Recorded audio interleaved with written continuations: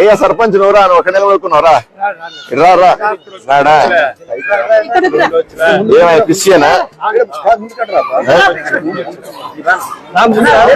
సరే ఎందుకని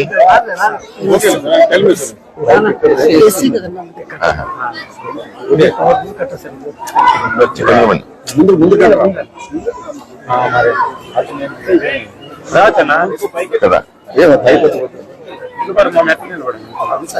మనం సర్పంచ్ ఒక బాధ్యత గల ఎమ్మెల్యే ఒక గ్రామ సర్పంచ్ను మీరు క్రిస్టియన్సా అనడం, పక్కన ఒక మహిళా కార్యకర్త నాయకురాలు తెలియదు కానీ చెవులో ఎస్సీ కులం అని చెప్పడం. ఏండ్ర బత్తాయిలు ఏదిరా మీ ధర్మం? 2025 నరేంద్ర మోదీని గారిని మాత్రం మీరు దేవుడితో పోలుస్తారు, రాముడితో పోలుస్తారు, రకరకాల దేవుళ్ళతో పోలుస్తారు, విశ్వగురువు అంటారు.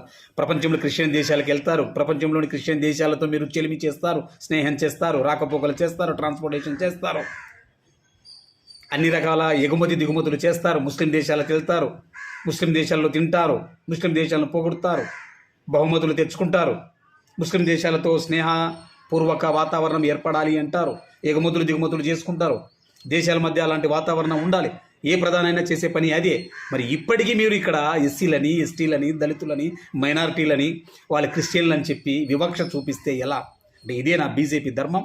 ఒక బాధ్యత గల ఎమ్మెల్యే అయి ఉండి, మీరు కూడా ఒక బీసీ కులానికి సంబంధించిన ఎమ్మెల్యే అయి ఉండి, సాటి ఒక గ్రామ సర్పంచ్ను మీరు క్రిస్టియన్ అని పేరు పెట్టి పిలవడం, పక్కన ఆ బీజేపీ మహిళా నాయకులు ఎవరో, కార్యకర్తలు ఎవరో ఎస్సీ కులానికి సంబంధించిన వాళ్ళంటూ మెట్ల మీద నిలవడని, మెట్ల కింద నిలవడని చెప్పి చూపించడం, ఇంత వివక్ష కేవలం బీజేపీకే చెల్లు.